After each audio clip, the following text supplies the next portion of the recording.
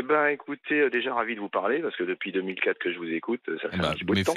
Merci de votre fidélité. Voilà, moi je suis complètement outré par ce que j'ai vu et entendu hier soir parce que on peut avoir les idées qu'on veut.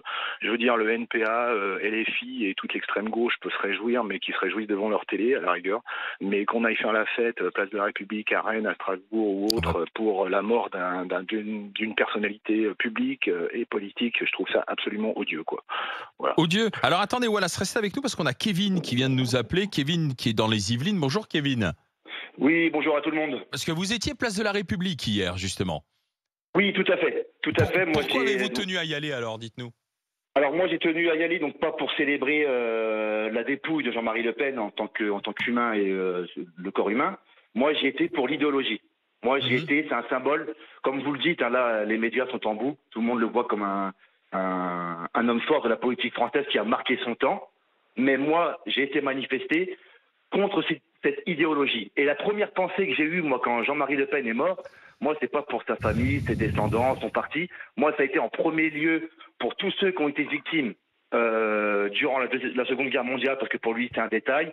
Et pour lui, en 2005, je cite, l'occupation allemande n'était pas si terrible, n'était pas si déshumaine. Il y a eu des bavures. Donc, pensez pour eux, pensez pour les victimes en Algérie et pensez pour tous ceux qui... Oui, mais Kevin, ce qui choque, en fait... bien sûr, on peut penser que la disparition de Jean-Marie Le Pen, c'est aussi la disparition d'idées nauséabondes, etc. Moi, je suis d'accord avec vous, mais moi, ce qui peut quand même paraître un peu malaisant, c'est les scènes de joie. C'est-à-dire se réjouir de la mort de quelqu'un, c'est toujours un petit peu choquant à voir. Il y avait des scènes de joie avec du champagne, des confettis. J'ai même entendu des appels au meurtre concernant Marine Le Pen en disant vivement la prochaine. Pardon, je trouve ça... Si on se met au niveau... De ceux qu'on combat, finalement, on n'est pas mieux, quoi, en fait. Et finalement, ceux qui étaient dans la rue à République n'étaient pas mieux que ce qu'ils dénonçaient, pour moi. Monsieur Truchot, vous êtes plus choqué par un moment de fête, un moment de liesse qui a eu cette République, que par les propos de Jean-Marie Le Pen, Est-ce que j'ai dit ça? Attendez, parce que vous renvoyez à dos les deux choses. Non, Kevin, et les propos de Jean-Marie Le Pen. Kevin, vous énervez pas, Kevin. Attendez, soyez clair. Non, mais je suis très clair. Je dis des idées nauséabondes. J'ai rappelé que Jean-Marie Le Pen avait été condamné une vingtaine de fois pour des propos racistes antisémites.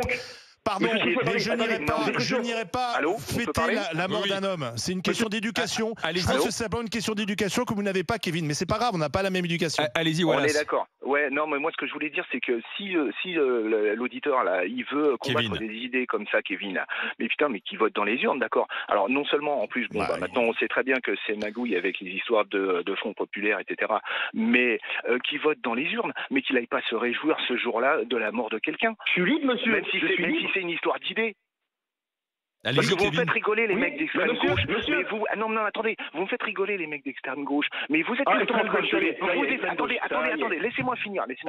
Vous allez défiler, vous allez gueuler. Mais putain, mais faites quelque chose dans ces cas-là de concret. Allez voter dans les urnes. C'est comme pour quand les gens défilent pour Gaza. Mais allez-y là-bas vous battre pour Gaza. Mais arrêtez de nous gonfler dans les rues aussi avec ça. On n'est pas tous dans la même idée, d'accord. Et je défends pas plus le camp d'un. Alors attendez, voilà ce que Kevin vous répondre. Allez-y, Kevin. Merci. Du coup, je tenais à dire à ce monsieur, avec tout le respect que je lui dois, donc je suis pas d'extrême gauche, donc cette étiquette, il peut les garder, il ne connaît pas. Deuxièmement, je sais que ça dérange beaucoup de personnes, mais en France, on est encore libre de manifester et de faire des fêtes. Alors, je suis pas pour la casse. Les fêtes sur quelqu'un qui est mort. Que ça déplaise certaines personnes, je suis libre d'aller manifester en paix, donc je n'ai rien cassé, et je reviens sur monsieur Truchot. Donc, vous renvoyez un citoyen comme moi qui n'a pas de casier judiciaire, qui va... Ah non, mais je ne vous ai pas envoyé dos à dos, je trouvais ça malaisant. Monsieur Truchot, laissez-moi terminer, s'il vous plaît. Vous me renvoyez dos à dos avec une personne qui tient des propos comme je vous l'ai dit, les chambres à gaz sont un détail et l'occupation allemande n'était pas si déshumaine. Tout à l'heure moi-même, vous renvoyez dos à dos un Français comme moi et un Jean-Marie Le Pen. Là, c'est l'exemple même de tout ce que Jean-Marie Le Pen a vécu toute sa vie, où en fait, vous sautez sur des choses qui ne sont pas acceptables, on est bien d'accord, et vous en faites tout le débat. Aujourd'hui, il est mort. Il est mort. Il est parti. 10 ans qu'il n'existait plus politiquement. Et je crains que toute une partie de la gauche n'ait plus personne à détester. Et ça il y a Marine. Ça va manquer à cette partie de la gauche. Il y a Marine et Zemmour. Ils ont appelé la suivante. Il y a Marine Le Pen et Éric Zemmour, Kevin. Je pense, Justement, je pense que l'idéologie... Moi, en fait, voilà ce que j'ai dit à vos standardistes, c'est que, bien sûr que la mort de Jean-Marie Le Pen n'efface pas l'idéologie. L'idéologie de Jean-Marie Le Pen, au contraire, est encore plus présente actuellement qu'à son époque. Donc, vous avez vu défiler des gens avec des brassards et des battes de baseball dans la rue pour célébrer, pour saluer... ça devrait, justement, Kevin, pardon, mais ça devrait vous interroger quand même. Parce que malgré toutes les manifestations ou tous les renvois au fascisme et autres, les idées sont encore là. Les idées sont encore là. Et elles ont même fait 11 millions de personnes. Elles se sont même élargies dans la population. Il y a même une partie de la gauche qui s'est déplacée du parti communisme vers le Rassemblement national. Ça devrait vous interroger, Kevin. Monsieur Marchal, vous savez la différence, monsieur Marchal? Je vous écoute. Pour moi, la différence, c'est que à l'époque de Jean-Marie Le Pen, donc qui a été promu par Mitterrand, on va pas refaire l'histoire, mais à l'époque de Jean-Marie Le Pen, il était tabou. Il n'était pas promu dans les médias. La seule différence, c'est que là, on vit dans une société, une époque où les médias mettent en avant cette idéologie. Vous plaisantez, Jean-Marie Le Pen était un de ceux qui était le plus invité à la télé. Jacques Chirac a pas voulu débattre avec lui en 2002. Jacques Chirac a bah oui, parce que Jacques Chirac avait peur de débattre avec lui. C'est autre chose. Il avait manqué de courage. Il aurait dû débattre avec lui, Jacques Chirac. Il n'avait pas la liberté d'opinion, Jean-Marie Le Pen, comme il y a actuellement. Ça, c'est clair et net. L'idéologie, au contraire. Moi, je trouve que l'idéologie de Jean-Marie Le Pen... C'est très... Alors, c'est les résultats électoraux, Kevin. Vous dites que vous êtes pour la liberté de manifester. Soyez aussi pour la liberté de ceux qui ne pensent pas comme vous et qui vont voter, qui mettent un bulletin dans les urnes qui n'est pas le vôtre. C'est ça, la démocratie. Je vais être clair. Je vais être clair. Je vais être très, très clair. Je suis... De toute façon, c'est clair, je suis contre les idées racistes. Le parti du FN est utilisé par les partis politiques. Mitterrand jusqu'à Macron. Ils l'utilisent pour aller au pouvoir. Et donc les gens sont simplement manipulés. C'est-à-dire que les gens qui votent RN, ils étaient 11 millions et c'est des gens uniquement manipulés. C'est des cons qui sont manipulés par le pouvoir. Est-ce que je peux poser une dernière question à Kevin? Allez-y, Wallace. Oui, je voudrais lui demander, dans ces cas-là, s'il dénonce les idées extrémistes, donc de l'extrême droite et notamment de tout ce qu'a dit Jean-Marie Le Pen pendant l'histoire, j'aimerais savoir qu'est-ce qu'il pense des déclarations de Mélenchon, de Rima Hassan qui appelle à des moments de violence quand même dans certains moments. Voilà, j'aimerais savoir. Mais ça, c'est pas du racisme. Voilà, soyons. Non, mais on parle pas du racisme. Légalement, ils ont été condamnés? Non mais attendez, c'est pas du racisme. Non mais quand on appelle à la lutte presque armée contre un autre peuple, c'est quoi à votre avis? Ont-ils été condamnés par la justice? Ont-ils accusé? Non mais le nombre, il y a quand même plusieurs actuellement, il y a quand même plusieurs procédures contre eux aussi. Oui, mais il n'y a pas de condamnation pour le moment, je suis désolé. Quand ils auront une condamnation, je vous rejoindrai. Quand il n'y a pas de condamnation, enfin les paroles, elles sont quand même là. D'accord. Donc c'est la même chose. Kevin Wallace, je vous remercie d'avoir été avec nous. Kevin des Yvelines, Wallace des Hauts-de-Seine, merci d'avoir été dans les GG. Alors, on a entendu deux points de vue complètement différents. Moi, je voudrais savoir ce que vous en pensez. Est-ce que vous auriez pu être place de la République, Joël, hier au soir? Non, ça, c'est pas mon style du tout. J'ai encore deux doigts de respect, même si je veux dire, j'exècre toutes les idées, surtout, je ne parle pas d'économie, mais on parle vraiment des idées sociétales de Monsieur Le Pen. Mais je n'irai pas sauter de joie sur un mort, non. Après, te dire que quand j'ai vu ça, j'étais complètement choquée. Non, j'ai pas réussi. J'ai essayé parce que c'est pas ma façon de faire et ce sont pas mes valeurs. Mais j'ai essayé d'être choquée et j'ai pas réussi. Alors sans être non plus hyper contente, c'est génial et tout, mais j'ai regardé ça comme j'ai pas réussi. Comme une espèce d'esprit Charlie même de dire. Je me suis dit c'est la France. Oui. Je me suis dit c'est vraiment. Après c'est Paris, enfin c'est des grandes villes, faut voir. Voilà, c'est des grandes villes, c'est des centres-villes, etc. Aussi, voilà, etc. Voilà, des casquettes de la CGT, exactement. Du nouveau parti anticapitaliste, drapeau algérien, j'ai pas réussi parce que Jean-Marie Le Pen à son époque, faut quand même pas oublier que ces militants tuaient.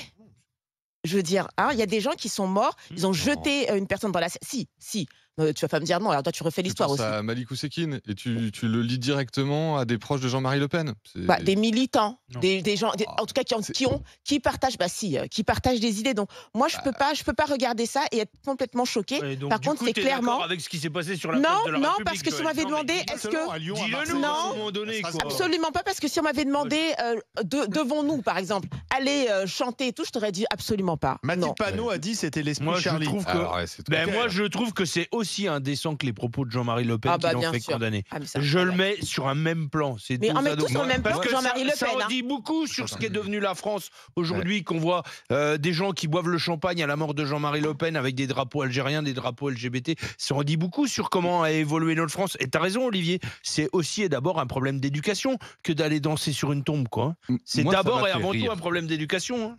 Moi, les images m'ont fait rire parce que j'ai vu des cheveux bleus à la télé, là, et j'ai imaginé Jean-Marie Le Pen au bord de la place en train d'hurler « Je vais te faire courir, toi, les cheveux bleus !» Et donc, finalement, ils lui ont rendu un hommage.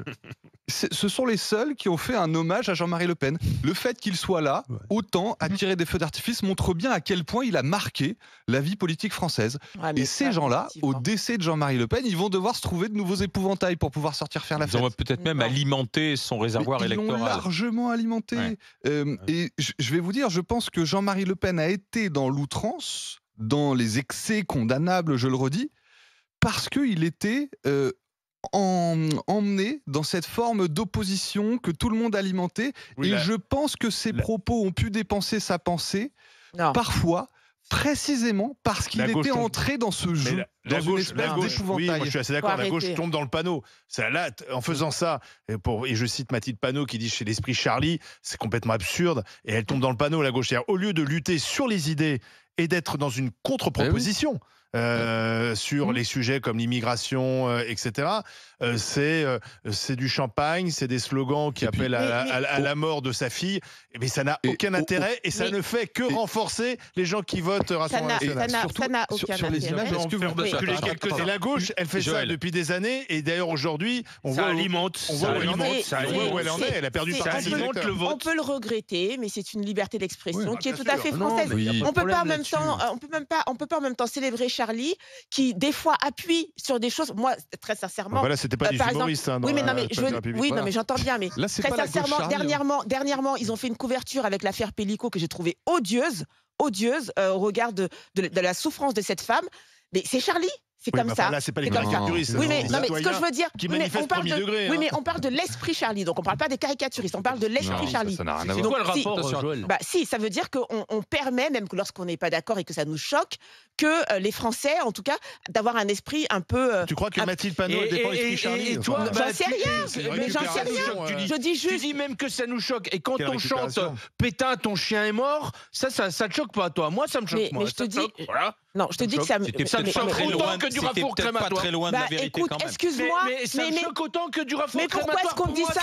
Mais pourquoi est-ce qu'on dit ça ? Parce qu'il a tenu des propos. Excuse-moi, ça sort pas de nulle part. Ça ne sort pas de. Mais ça veut dire que tu travailles. Oui, mais il me dit ça me choque comme si ça sortait de nulle part. Excuse-moi.